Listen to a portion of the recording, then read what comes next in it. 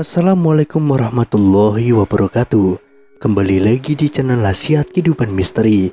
Pada video kali ini saya akan membahas tentang 2023 penguasa tanah Jawa datang menagih janji.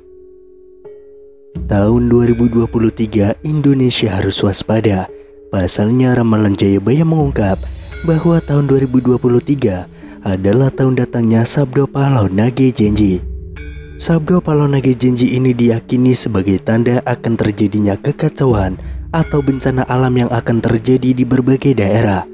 Wong Jawa wis ilang Jawane adalah ungkapan Jayabaya yang menyebut tanda-tanda Sabdo Pahlawan datang, membawa masyarakat Jawa yang sudah kehilangan spiritualitasnya. Berdasarkan ramalan Jayabaya, mengungkapkan bahwa masyarakat Jawa menunggu datangnya masa Sabdo Pahlawan Nagih Janji. Kemudian kekacauan merajalela di mana-mana.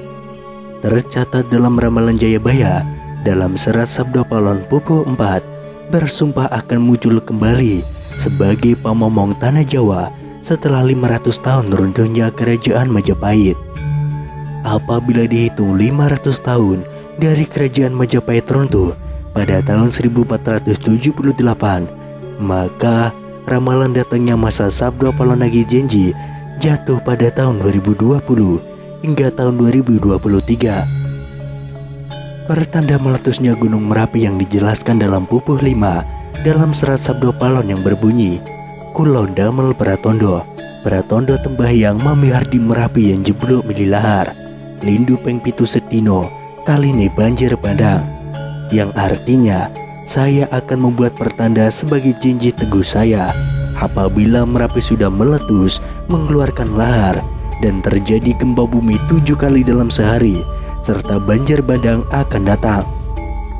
Dalam serat Sabdo Pahlawan Pupuh 13 disebutkan akan ada ombak munggah daratan, yang artinya merujuk pada sebuah bencana tsunami. Berdasarkan Pupuh 11, dalam serat Sabdo Pahlawan disebutkan panggeblo engkang pinangkung, lelor ngombro-ngombro, enjang sugeng sonten praloyo, yang artinya akan datang wabah mengerikan merajalela di mana-mana. Paginya orang-orang masih hidup, sorenya banyak yang mati. Selain itu, akan ada juga kejadian sosial di mana perpolitikan akan memanas di tanah Jawa, sehingga Indonesia menjadi carut-marut. Hal tersebut lantaran adanya egosentrisme dan eksploitasi yang semakin parah. Disebutkan juga oleh Sabdo Pahlawan bahwa moral masyarakat Jawa banyak yang rusak. Dalam ramalan Jangka Jayabaya bahwa masa Sabdo Pahlawan Nagih Janji ini akan terus menimbulkan kejadian alam dan sosial yang bakal terjadi secara terus-menerus hingga tahun 2056 berdasarkan hitungan waktu yang sudah diperkirakan. Tidak hanya tentang wilayah Pulau Jawa yang disebutkan oleh Sabdo Pahlawan dalam ramalan Jangka Jayabaya, tapi masa Sabdo Pahlawan meliputi satu Nusantara atau Indonesia. Itu artinya dari Sabang sampai Merauke diramalkan sama-sama akan mengalami kejadian bencana alam dan sosial yang sama. Datangnya rentetan peristiwa tersebut akan terjadi secara beruntun atau silih berganti dan tidak menentu. Perlu diketahui, Sabdo Pahlawan merupakan tokoh legendaris, pandita, penasihat kerajaan Majapahit, penguasa terakhir yang beragama Buddha dari kerajaan Majapahit di Pulau Jawa. Beberapa ramalan Jayabaya terbukti pada beberapa dekade terakhir. Namun sebagai masyarakat, kita tetap berdoa dan berikhtiar agar Indonesia selalu aman dan damai tanpa ada bencana di tahun 2023 ini.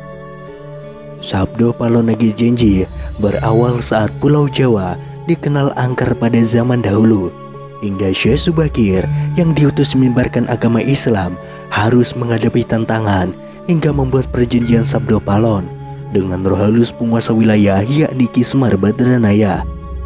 Perjanjian Sabdo Pahlawan itu dibuat sebagai kesepakatan antara Syekh Subakir yang datang menyebarkan agama Islam ke Pulau Jawa yang terkenal angker dengan roh halus penguasa wilayah yakni Ki Semar Badranaya.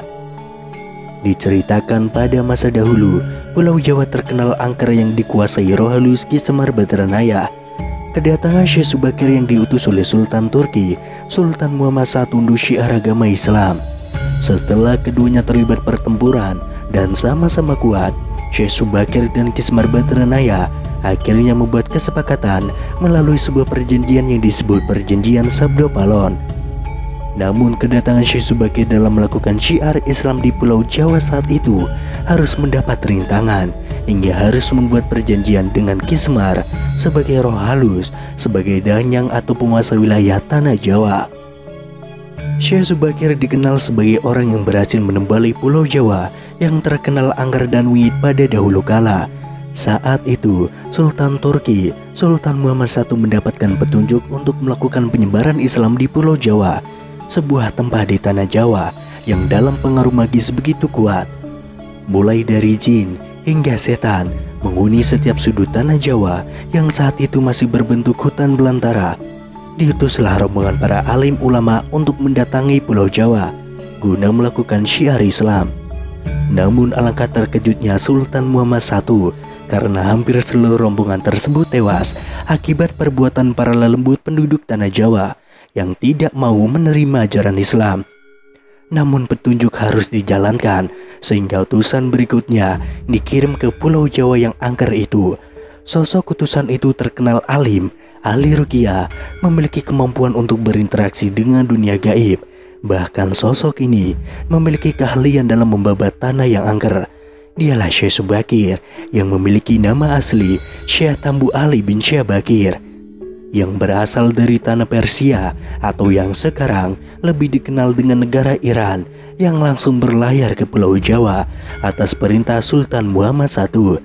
Sesampainya di Pulau Jawa, Syekh Subakir langsung menuju ke Gunung Tidar yang diyakini sebagai titik pusat dari tanah Jawa. Di puncak gunung ini, Syekh Subakir memasang tumbal berupa batu hitam yang sudah dirajak. Batu tersebut dikenal dengan nama Aji Kalacakra untuk menetralisir daya magis negatif dari bangsa jin. Selama 3 hari 3 malam, batu tersebut mengeluarkan hawa yang sangat panas, sehingga para lelembut terpaksa menyingkir ke Laut Selatan Jawa. Kejadian itu kemudian sampai mengusik ketenangan Ki Semar Badranaya, sang danyang tanah Jawa yang selama ribuan tahun khusyuk bertapa. Pertempuran pun akhirnya tidak terhindarkan antara Syekh Subakir dengan Ki Semar Badranaya selama 40 hari 40 malam. Namun selama pertempuran itu keduanya sama-sama kuat, sampai akhirnya Ki Semar Badranaya menawarkan perundingan kepada Syekh Subakir, yang mana menghasilkan sebuah kesepakatan perjanjian yang terkenal dengan sebutan Perjanjian Sabdo Palon.